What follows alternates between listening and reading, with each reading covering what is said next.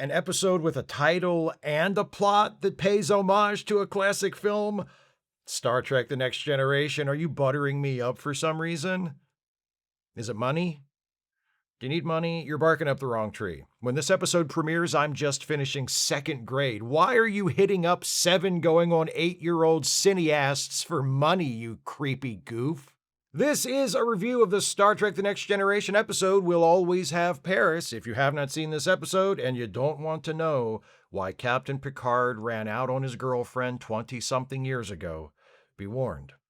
Spoilers beyond this point. Ah, yes, Paris in the spring, recreated by a computer on a spaceship. What could be more romantic? Let's see how we get there. The Enterprise is on its way to a planet where the crew can take some shore leave, but of course we know that ain't gonna happen. Picard is doing a bit of fencing with this enhancement talent when suddenly they repeat themselves. The job guy congratulates Picard on his winning move, and they salute, and then they rewind, and the job guy congratulates Picard on his winning move, and they salute. That was weird. Picard calls the bridge, and apparently they all experienced the same thing. A moment in time repeated itself. Picard, still in his fencing gear, heads to the bridge. While they're trying to figure out what's going on, Worf intercepts an automated distress call from someone called Dr. Paul Mannheim. The name is immediately familiar to Picard. Troy gives him kind of a look like, oh, that's interesting. Picard orders Geordi to set course for the origin point of the distress signal. Riker says, I never heard of Paul Mannheim. Picard's like, he invented an inexplicably popular steamroller some years ago. Also, 15 years ago, he disappeared with a team of scientists to continue his research into, time stuff. This is probably all his fault. Picard gets up to leave so he can go change out of his gym clothes, but Troy stops him like, so, hey, you've got some issues related to this Mannheim guy, huh? If you have unresolved emotions, which I know are difficult for you to confront, maybe take the time between now and when we arrive at our destination to go wallow in regret on the holodeck. Picard's like, thanks, I will. And he changes into his uniform and he goes to the holodeck. And he says, computer, show me Paris. The Café des Artistes as it appeared on April the 9th, 22 years ago at 3 o'clock in the afternoon. The computer's like, can you be more specific? Just kidding, your program is ready. The holodeck doors open and yep, that's Paris all right. You can tell because the Eiffel Tower is there. And you can tell it's the future because the Eiffel Tower has a big tube running underneath it now. I'm sure that was easy to get past the Historical Society. The waiter approaches like, Monsieur, welcome to the Café des Artistes. May I show you to a table? Picard's like, why do you talk like that? You're supposed to be from France. Picard takes a moment to admire the view, then sits down at a table across from 2 young women who are having an argument. The first woman is like, we've waited long enough. He's not coming. You can stay here all day if you want, but I'm out of here. And she gets up and leaves. The remaining young woman at the table notices Picard staring at her and says, do we know each other? Picard's like, no. She says, do I remind you of someone? Picard says, no. Okay, yes, a little. Carrie Fisher. I get that a lot. The woman asks why the man she was supposed to meet didn't show up. Picard's like, this is a little on the nose, but okay. Maybe it wasn't anything to do with you. Maybe he was just afraid. Maybe this man, who is completely separate and unique from me, didn't know exactly what he wanted and was fearful of becoming rooted to any one place before he, you know what? This is getting a little masturbatory and not in the usual way of the holodeck. I'm out of here. Sorry about your shitty romantic life, imaginary woman. Reports of time distortions similar to the one experienced aboard the Enterprise are coming in from all over. This effect, whatever it is apparently widespread. When they arrive at the origin point of the distress call, they find nothing. Then Worf receives another signal with new coordinates. Picard's like, okay, fine, take us to those coordinates then. Riker asks, why is he making it this difficult to find him? Picard's like, he's padding out the episode. Finally, they arrive at a planet called Vandor 4, which orbits a binary star system consisting of a gas giant and a pulsar. Picard hails the planet, and a woman's voice answers. The woman says, please help us. We're the only 2 left here. My husband is having convulsions. There's a force field blocking the transporter signal, so Picard's like, can you shut down the force field? She's like, yeah, give me a second. The force field goes down and Picard's like, yeah, fuck yeah, I'm gonna save the day. Beam her, and okay, yeah, her husband too, I guess, directly to sickbay. Picard, Riker, and Data head to sickbay where Beverly is treating the just beamed up Dr. Paul Mannheim, who is unconscious and doesn't seem to be in the best condition. Also here is the woman who answered Picard's hail, Mannheim's wife, Janice. She sees Picard and says, I thought the voice sounded familiar. I should have known you would come charging to my rescue. Beverly's in the background like, who the fuck is this? They go into Beverly's office and Janice explains what's been going on to Picard, Riker, and Data. Paul and she came here with a team of scientists to carry out his experiments. He believed that if you could somehow change the constancy of time, you could open doors to other dimensions. This planet was the perfect location because of the intense gravity of the pulsar in the binary system, which was essential for Paul's experiments. The work was going well, she thought, and they were close to proving Paul's theories. Then there was an accident that destroyed one of their labs, killing all of the other scientists. After that, Paul became more obsessive than ever, until today something happened that put him in his current state and caused these time distortions to start happening far beyond his lab. Beverly enters like, am I interrupting anything? She tells Janice that Paul is resting for the moment, but now it's time to run some tests on Janice as well. Janice gives Picard a kiss on the cheek and exits. Picard turns to Beverly like, oh, hello, have we met? Things are going to be touch and go with Paul Mannheim, but hopefully Beverly can figure out how to help him before he, dies. In the meantime, Picard, Riker, and Data head back to the bridge. On the way, they experience another time distortion where they encounter themselves from a few seconds in the past. Freaky. There's nothing more they can learn about what's causing the time loop effects from the ship, so Riker tries to beam down to Mannheim's remaining lab with Data and Worf, but there's some kind of defense system in place, and it blocks them from materializing on the surface. Fortunately, Paul is awake in sickbay. He's anxious and disoriented, muttering about how he has touched another dimension, and part of him is still there, and he's having trouble remaining focused on the here and now. Picard walks in like, okay, doofus, what did you do to break time and how do we fix it? Paul says, we opened a crack into another dimension, but now we have to stop it before the effect continues to spread. You need to go down to my lab and do a controlled shutdown of the experiment. I'll give you all the access codes and stuff so you can get in. Later, Janice shows up at the end of a meeting in the observation lounge and everybody but Picard gets the fuck out of there in a hurry. Janice says, why didn't you meet me in that cafe 22 years ago? Picard says, I was afraid. Janice says, no, don't tell me the truth. Feed me some comforting bullshit. Picard's like, okay, I got the days confused. I went to the wrong cafe. I thought you were going to tell me you were pregnant and I wasn't trying to have kids. Old Johnny Luck didn't want no ankle biters dragging him down. No way, baby. But then Picard tells her the truth. He stood her up that day because he was due to ship out, return to Starfleet, and he was afraid if he saw her, he would lose his resolve and want to stay. So he left without saying goodbye. But every time he's come back to Earth since then, he's thought of nothing but her. Janice has thought a lot about him, too.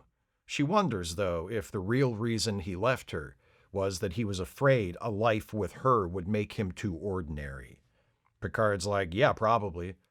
That or the pregnancy thing. Troy drops by sickbay to talk to Beverly, like, so how are you doing with Captain Picard's great lost love being aboard? So what do? Just bug people about shit they don't want to talk about?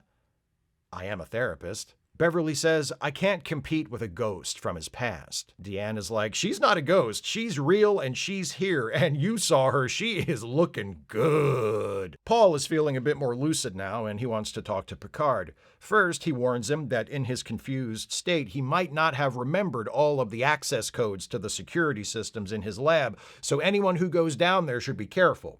Second, he says, if anything goes wrong, if anything should happen to me, I want you to take care of Janice. Picard's like, take care of her? Does she have Alzheimer's or something? She seems fine to me, but sure, whatever. Paul laments how badly Janice has had it. As his wife, he admits that he's neglected her for his work and says, if we hadn't been so isolated, she probably would have left me years ago. I don't deserve a woman like her. Picard's like, I really have to go. Picard decides to send Data down to Paul Mannheim's lab alone because Data is the least rattled by the time distortions, and he has the best understanding of Mannheim's theories. With the info Mannheim provided, Data is able to successfully enter the lab. He does have to go into action mode for a second to take out some security lasers Paul forgot to mention, but after that, he enters the inner chamber of the lab and finds the time experiment still running. Okay, Data says, relaying everything he's doing to Picard on the bridge. According to Dr. Mannheim, all I have to do is wait for the right moment, and when the next time distortion hits, I drop in a can of antimatter and that should fix it. He grabs a can of antimatter from the antimatter fridge using the convenient antimatter claw tool provided, and is walking the antimatter across the floor to the center of the time distortion when all of a sudden the time loop effect occurs, and there are 3 versions of Data, all at slightly different points in their timeline. The 3 Datas are like, shit, which one of us is at the right point in the timeline to drop the antimatter? The Data in the middle says, me! It's always the one in the middle, right? And this time it turns out, yeah, it is the one in the middle. The other 2 Datas follow the middle Data's lead, and they drop the antimatter into the time distortion, and there you go. We're back to 1 Data, and the time distortion is closed. Okay then. A bit later, Paul Mannheim is feeling much better. Closing the time distortion seems to have fixed him right up. He excitedly tells Janice about what he saw when he touched that other dimension. But he struggles because the words just can't describe what he actually experienced. He's eager to get back to work and continue his experiments, but this time he'll accept help from the Federation and won't be so isolated. And from now on, he won't take his beautiful wife for granted.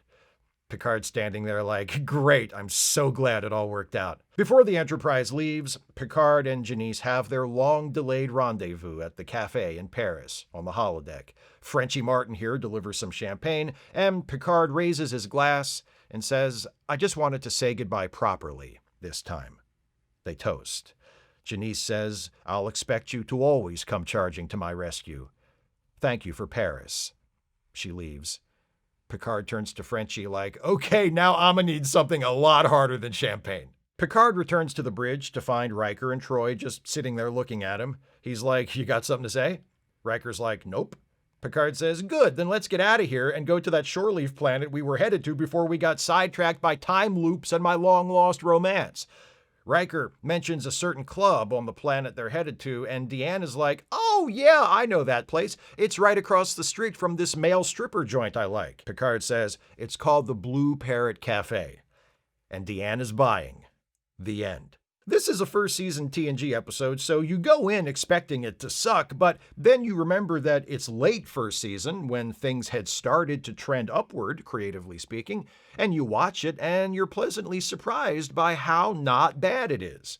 That's my experience with We'll Always Have Paris Anyway. It's not one of the best episodes of the whole series, but it is one of the best episodes of the first season.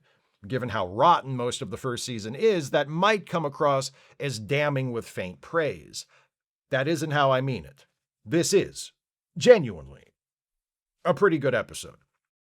The heart of the story is the relationship between Picard and Janice. It used to be a romance, but now it's not quite that. She's married to someone else, and though there are clearly still feelings there on both sides, they never quite become anything more than old flames who have been brought back together by circumstances.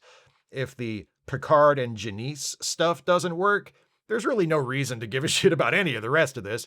Fortunately, it works. And boy, does Picard's character need something like this at this point in the series. Season 1 Picard is a bit of a stiff. True, he retains a detached formality for the rest of the series, it's a part of who he is, but eventually he does loosen up a bit, and we get to see other sides of his personality that reveal his wit, his compassion, his sense of adventure. In this first season, he's mostly just a grumpy buzzkill. He frequently acts as though he's got somewhere better to be. He's just not a very pleasant or compelling presence. Why so serious, Jean-Luc? Take the baguette out of your ass, man. In this episode, however, we do see another side of him. As soon as someone says the name Paul Mannheim, a new mood comes over Picard, a tension. When he hears Janice's voice, that tension gives way to eagerness as he finds himself rushing toward a reunion he may have thought would never happen. Patrick Stewart plays all of this wonderfully, and Michelle Phillips as Janice matches him note for note. They play off of each other well and have believable chemistry in their scenes together.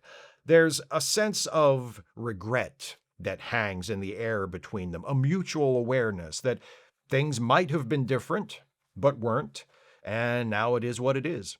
There's an honesty between them in their scene alone in the observation lounge, and a level of comfort and effortlessness in their interactions that we've never really seen on this show up until now, especially from Picard, who lets his guard down completely with her. The performances are strong, and for once, the writing isn't pushing too hard to make its point, but trusting the actors to do the work.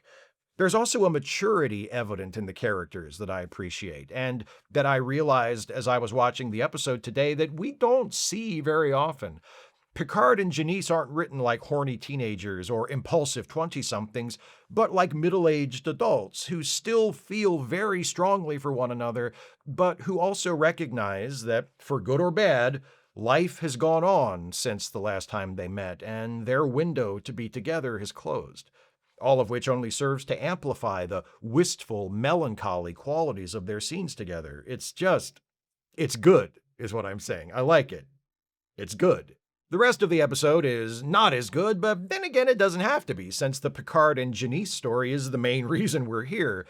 The sci-fi elements, the time loops, and Paul Mannheim's experiment are interesting enough. The episode doesn't hit us with too many of the time distortion effects, but the few that we do get are creative enough and sufficiently different from one another to get the point across without seeming repetitive.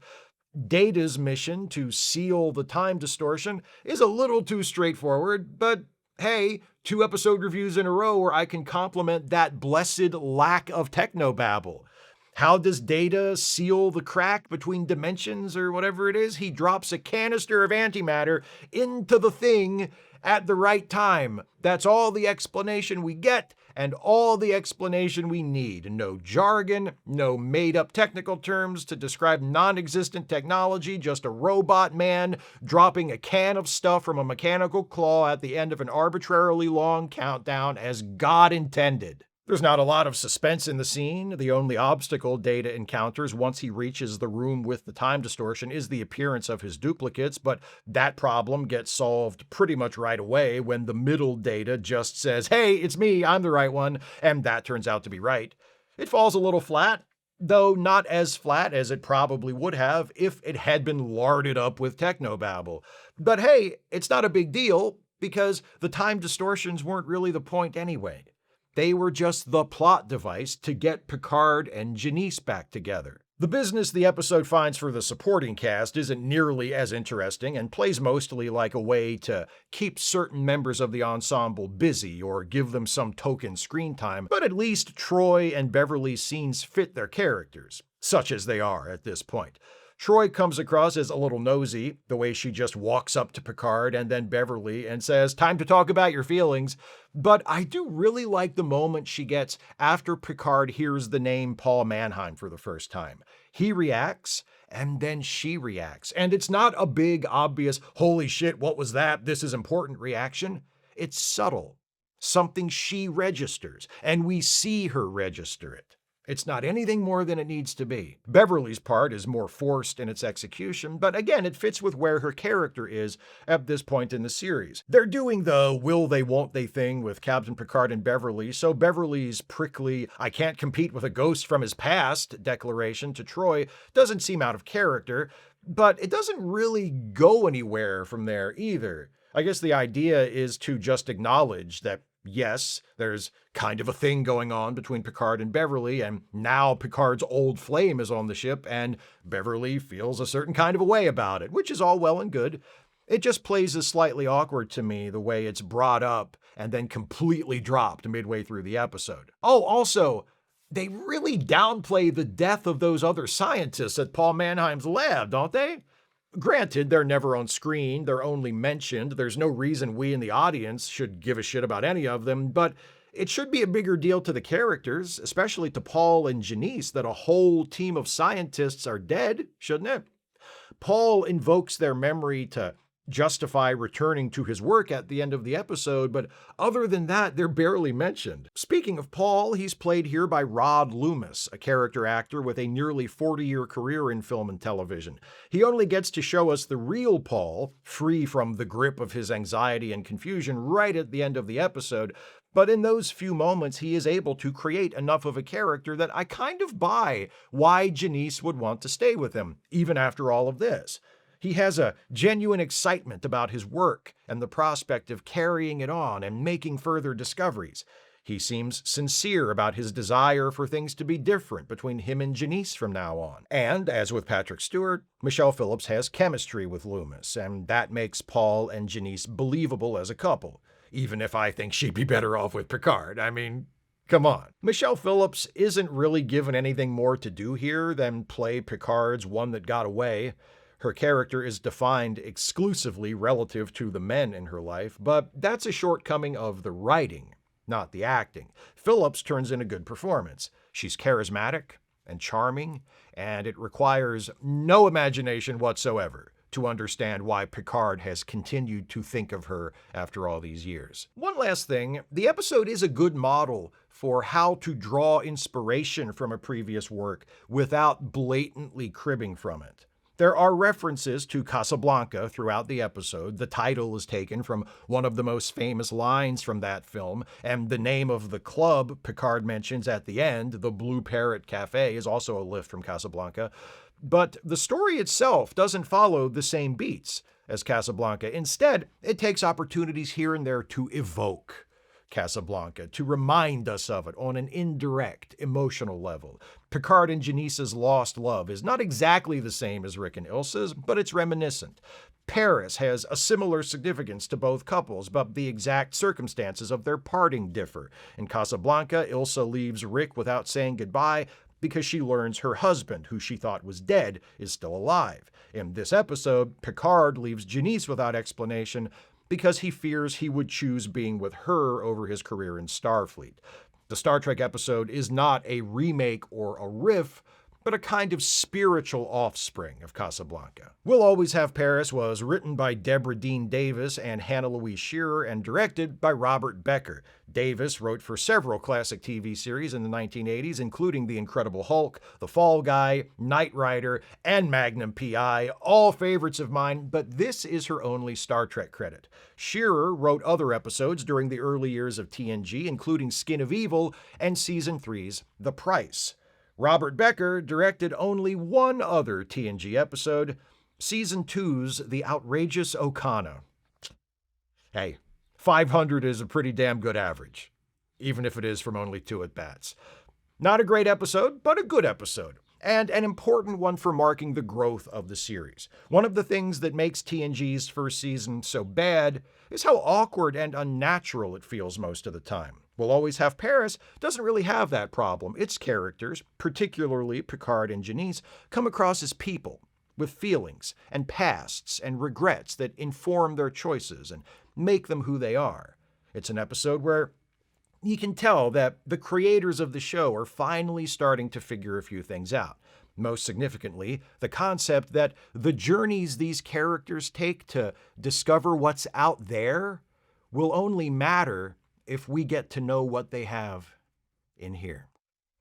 Those are my thoughts on We'll Always Have Paris. What do you think of this episode? Please share your thoughts with me in the comments. If you'd like to support this channel, and I sure wish you would if you can afford it, you can do so by becoming a patron at patreon.com/Steve Shives, becoming a channel member by clicking the join button, or by making a one-time gift by clicking the thanks button, or via PayPal or Venmo. Links are in the description. Please join me next time as this batch of reviews of episodes featuring time loops and paradoxes continues with a look at another episode from Star Trek The Next Generation. This one is from Season 3, and it's titled Captain's Holiday. See you next time for that. Thanks for watching, and take care, everybody.